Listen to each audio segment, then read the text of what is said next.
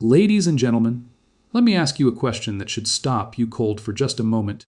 What if the most important economic shift of this decade didn't happen with a crash, but with a calendar date? January 1st. A clean start. A new year.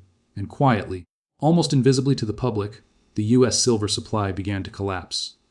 Not because silver disappeared overnight, but because the rules, flows, and power behind it changed. And today I want to talk to you about the real reason China picked this exact moment. History doesn't move randomly. It moves when preparation meets opportunity. And silver, often ignored, often underestimated, has always been the metal of transitions. Empires rise on gold, but systems crack on silver. When supply tightens, it's not just an industrial problem, it's a signal. A warning light on the global dashboard. January 1st wasn't accidental.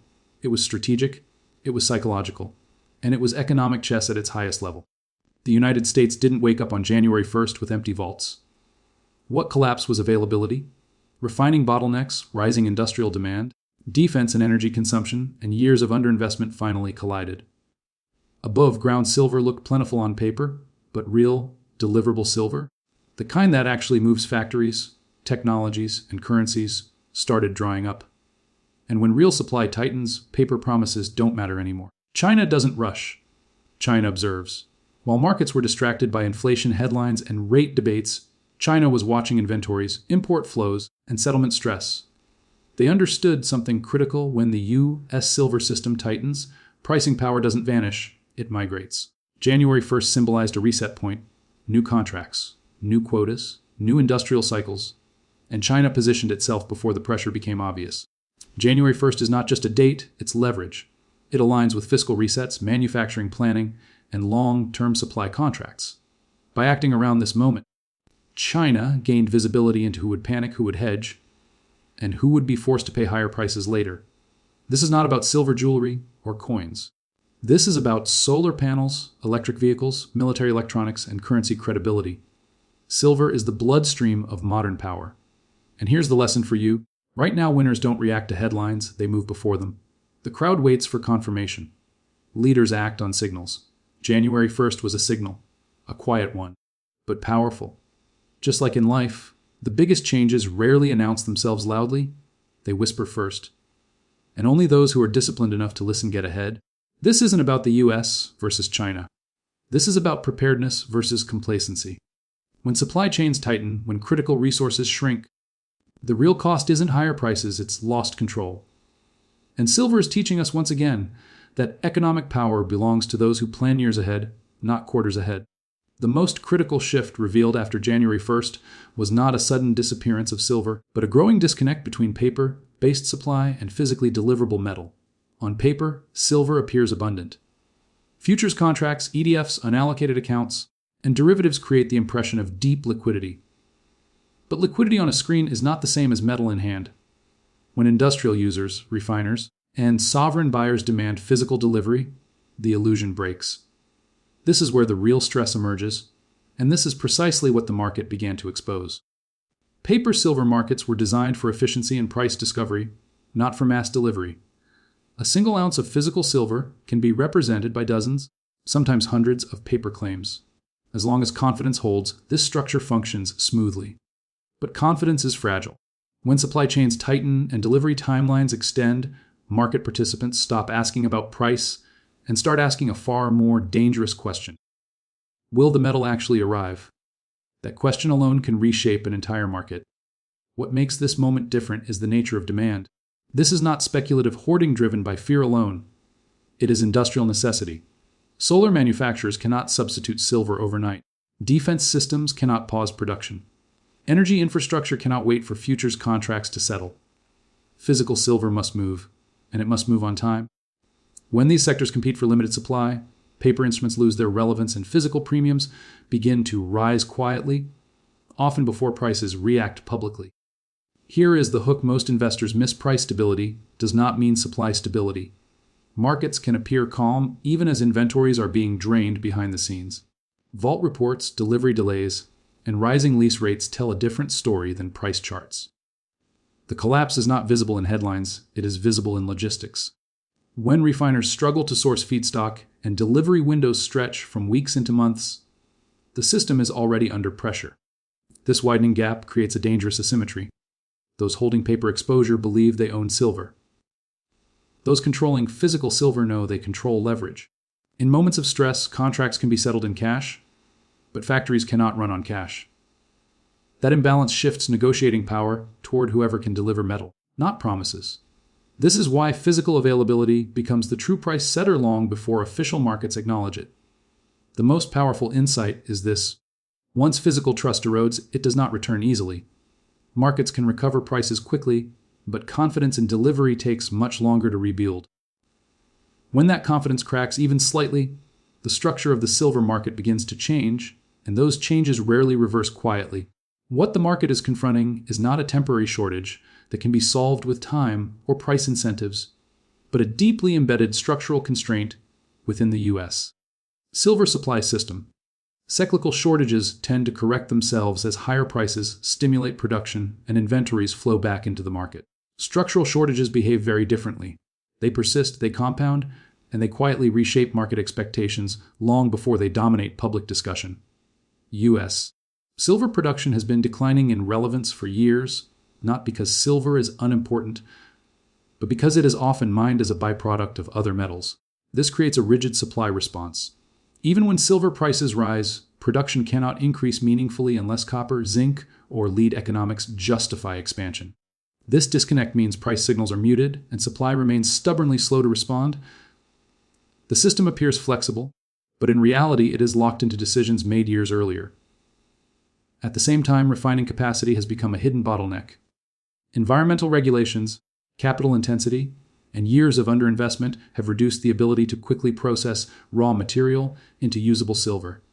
This is not a switch that can be flipped. Building or expanding refining infrastructure requires long timelines, regulatory approvals, and substantial capital commitments. When demand accelerates faster than this infrastructure can adapt, scarcity becomes embedded rather than episodic. Here is the hook most analysts underestimate. Strategic demand does not retreat when prices rise. Defense procurement, energy infrastructure, and advanced manufacturing operate on necessity, not affordability. These sectors absorb higher costs rather than reduce consumption. As a result, rising prices do not relieve pressure, they validate it. The traditional belief that higher prices cure shortages breaks down. When demand is inelastic and supply is structurally constrained. Compounding this pressure is the drawdown of above-ground inventories. Stockpiles once assumed to be ample have been steadily depleted to bridge production gaps. This creates the illusion of stability while quietly removing the system's shock absorbers. When inventories fall below critical thresholds, even minor disruptions can trigger outsized stress. The market does not collapse suddenly, it tightens silently until flexibility disappears.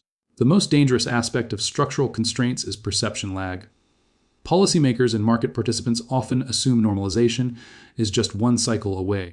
But when supply weakness is rooted in geology, infrastructure, and long-term capital decisions, time does not heal the imbalance.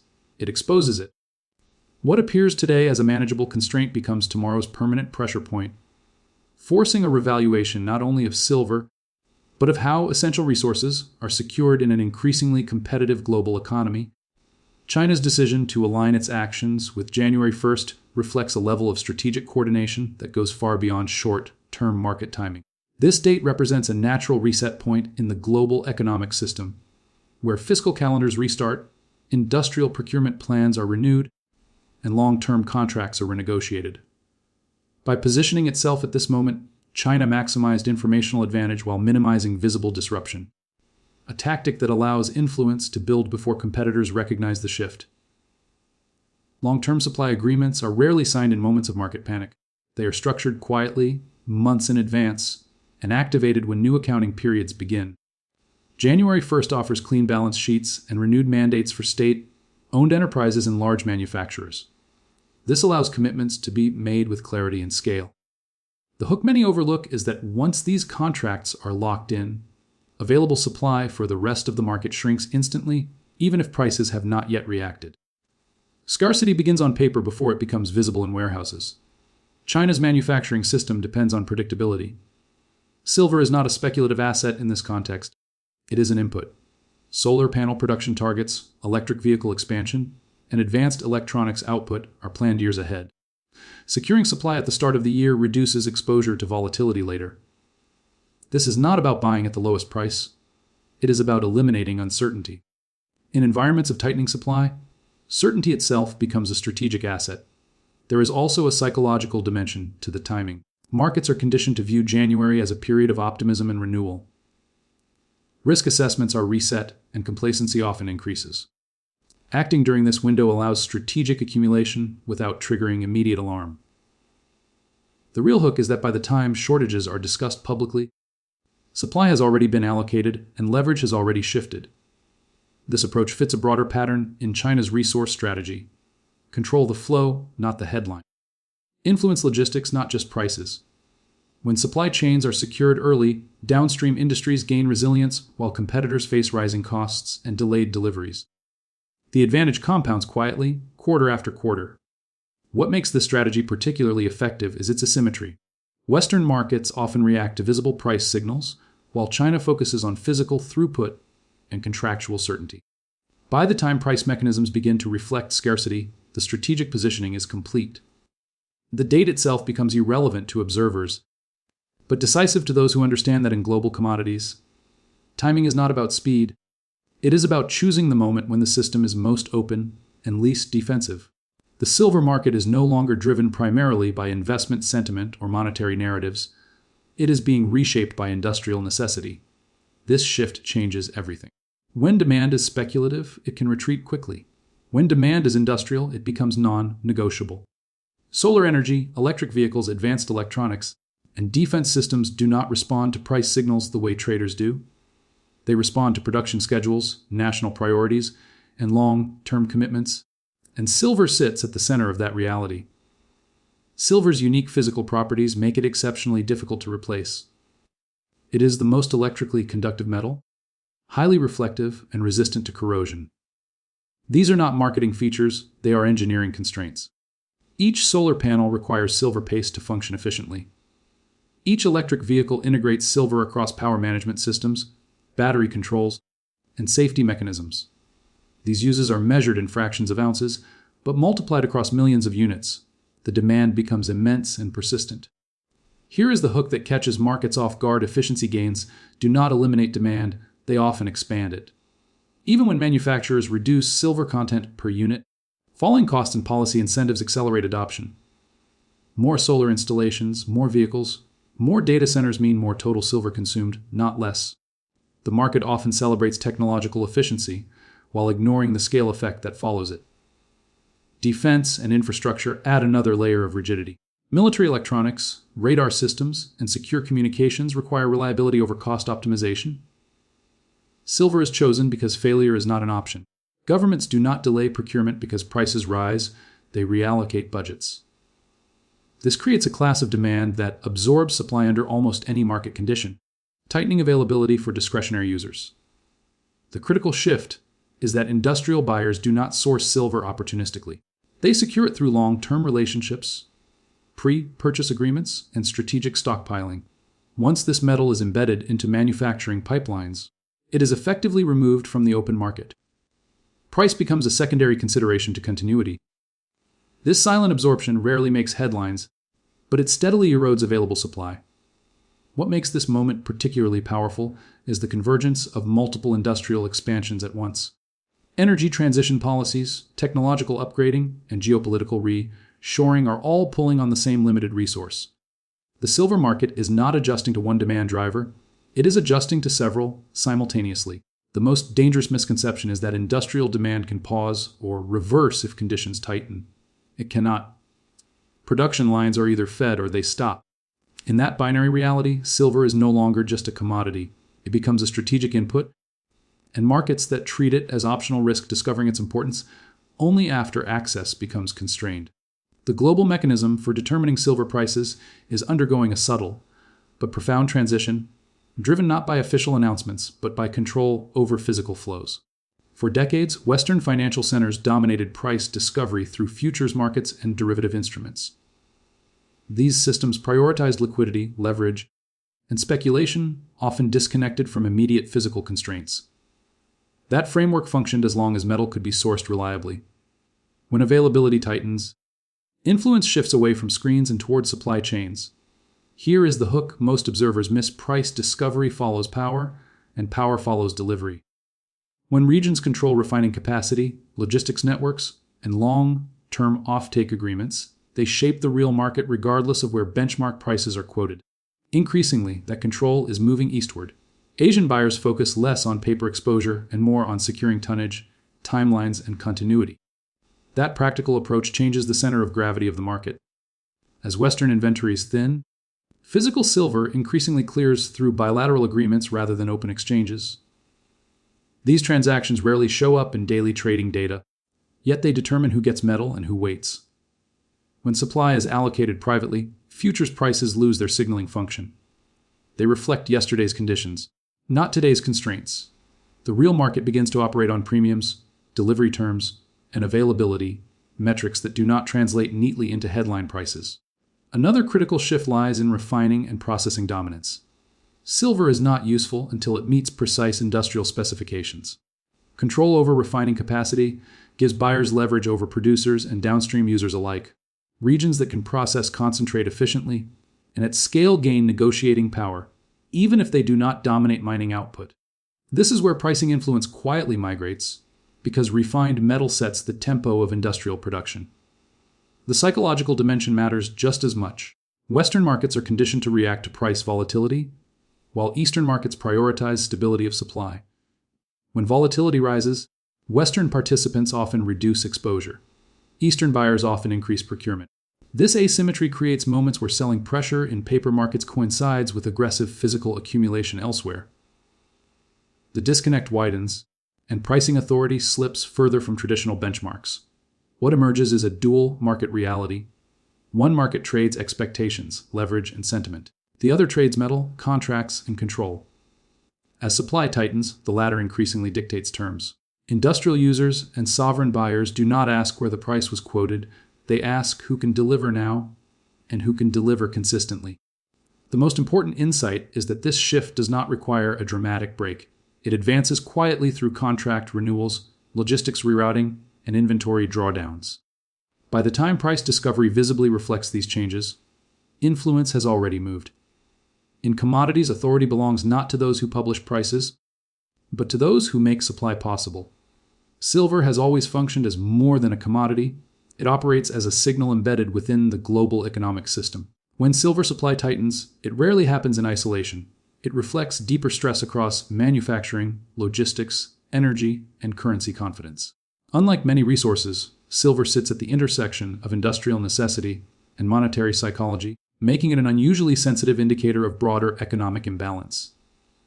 The first signal appears in supply chains rather than prices. Delivery times lengthen, lease rates rise, and refiners begin prioritizing strategic clients. These are not speculative behaviors, they are defensive ones. When participants closest to the metal act this way, it suggests anticipation of sustained tightness rather than a passing disruption. The hook here is that by the time prices respond, the warning has already been issued and largely ignored. Silver also mirrors the health of advanced economies. High-tech manufacturing, renewable energy deployment, and defense modernization all depend on uninterrupted silver access. When these sectors quietly compete for supply, it reveals pressure points within national priorities. Governments may speak confidently about growth and stability, but resource stress tells a more honest story. Economic optimism can be declared, material sufficiency must be earned. Currency dynamics further amplify silver's signaling role. When trust in fiat stability weakens, even subtly, silver attracts dual demand. Industrial buyers seek security of supply, while institutions seek hedging properties. This convergence tightens availability faster than models predict. The market assumes these demand streams operate separately. They do not. When they intersect, silver moves from being merely useful to being strategically indispensable. Another overlooked indicator is policy behavior. When states encourage domestic stockpiling, adjust import rules, or quietly support long-term procurement, they reveal concern without provoking public alarm. Silver often sits at the center of these moves because it is essential yet politically low profile. The hook is that policy actions often precede narrative shifts. Governments respond to material reality first and explain it later. The most telling signal is persistence. Short-term shortages resolve quickly. Strategic stress lingers. When tightness survives multiple quarters, despite price adjustments and inventory releases, it signals structural imbalance. Silver's role in this context is diagnostic. It exposes where systems lack redundancy and where economic resilience has been overstated. In this sense, silver becomes an early warning mechanism. It does not announce crises, it foreshadows them. Those who understand its signals are not predicting collapse, they are recognizing pressure building beneath the surface. In an interconnected global economy, the metals that bind systems together often reveal the truth before the narratives catch up. So as you move forward, whether you're an investor, a thinker, or someone building a future, remember this January 1st wasn't the end of something. It was the beginning of a new phase. A phase where scarcity matters, timing matters, and awareness matters. Don't wait for the collapse to become obvious. Learn to recognize the date before the world reacts to it. Because in economics and in life, the advantage always goes to those who see the shift before the crowd feels the shock.